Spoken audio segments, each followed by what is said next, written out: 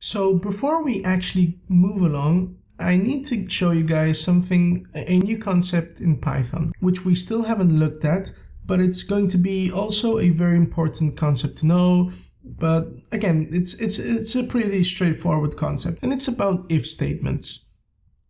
So if statements are a very important part of the logic that we're going to be building out in our applications. If statements are basically present anywhere. So it's essentially a test. A if statement is a test, okay? So what do we mean by test? Well, by test we mean we check whether something is true or false, okay? So imagine we have a variable, so let's say name is equal to Michael, and test case is equal to Bob. So how can we print out if both of them are the same? So we can say print name.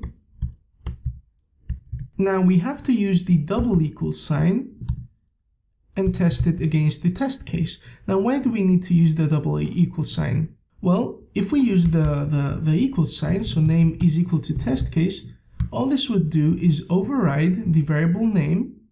So it would override it with the value of test case. So now the value of name after this line would be Bob instead of Michael. Okay, so that's why we can't use 1 equals, that's why we have to use 2 equals, because the 2 equals is a test. So we're evaluating whether or not they are the same thing, the exact same thing. Okay, so let's go ahead and see what this does.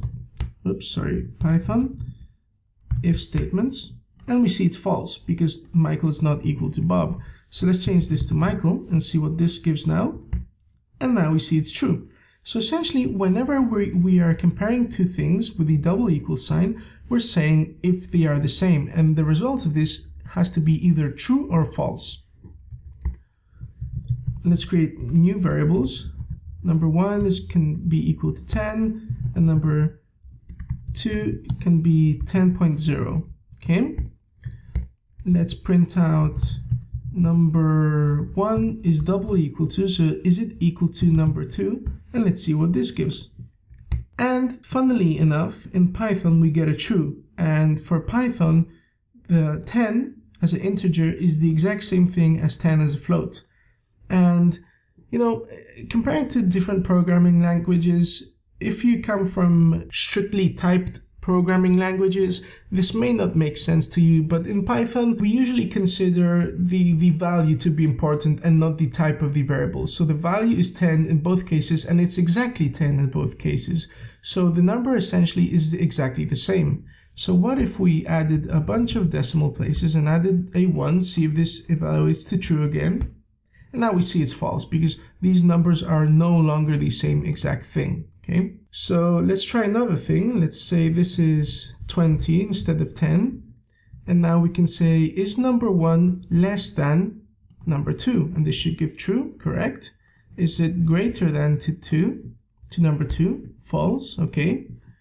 Okay, so how can we now implement this in if statements? Okay, so instead of print, let's say if number 1 is greater than to number 2, we have to add a colon. And now we are indented one space in, or one indentation in, better saying. So now we can add some functionality. So we say print, say number 1 is greater than number 2. Otherwise, so else print number 2 is greater than number 1. Okay. So let's run this again, and now we actually ran this test. So if number 1 is greater than number 2, we ran it, and we saw that it is not greater than, so we went to the else case and printed or evaluated the code inside of the else case. So we printed out number 2 is greater than number 1. And by the way, this should say number 2 is greater than or equal to number 1. Just to be, 100% correct, because we are testing whether number 1 is greater than to number 2. So the else case is number 2 is greater than or equal to number 1 if number 1 isn't greater than number 2, okay?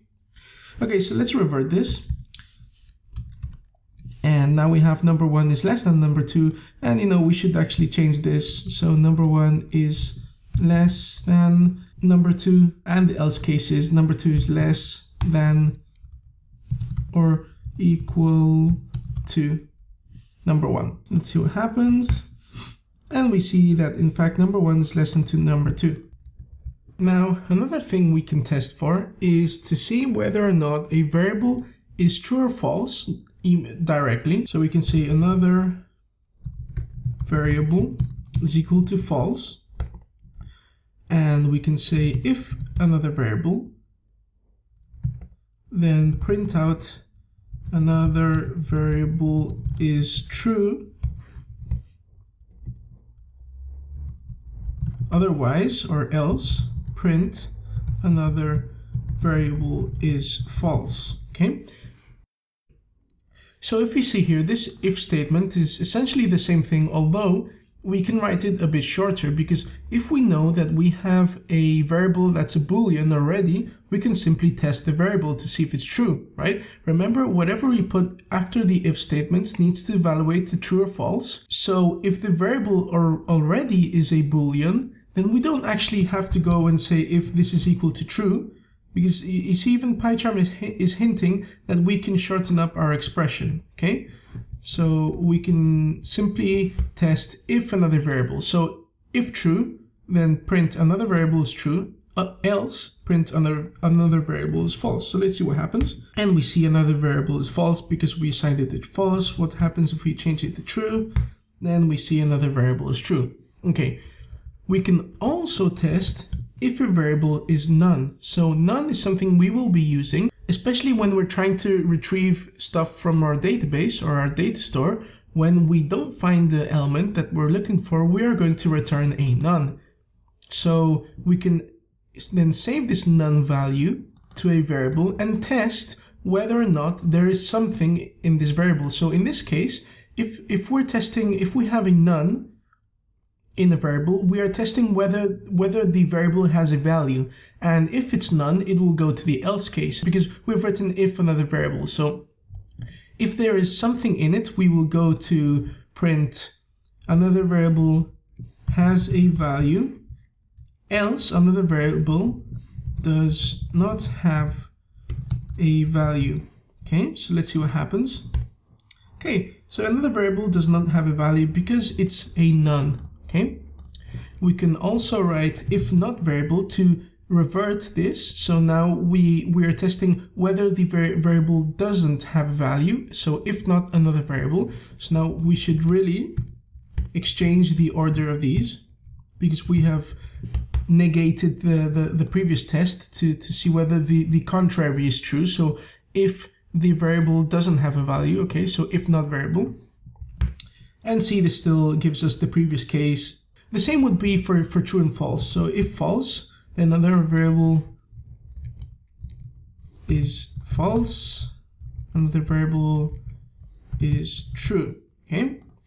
So the same thing happens here, another variable is false if we say if not another variable, okay? And the last thing I want to show you is a handy way of printing out strings given a if statement result, okay? So let's say true if another variable, else false, okay? So we are going to print out true if another variable is true, else we're going to print out false, okay? So we see false because it's false. Now we can change it out to true and we will surely see a true, okay? So this is a really handy way of writing one line of code and you know, printing out or doing something in one line of code given the result of a if statement.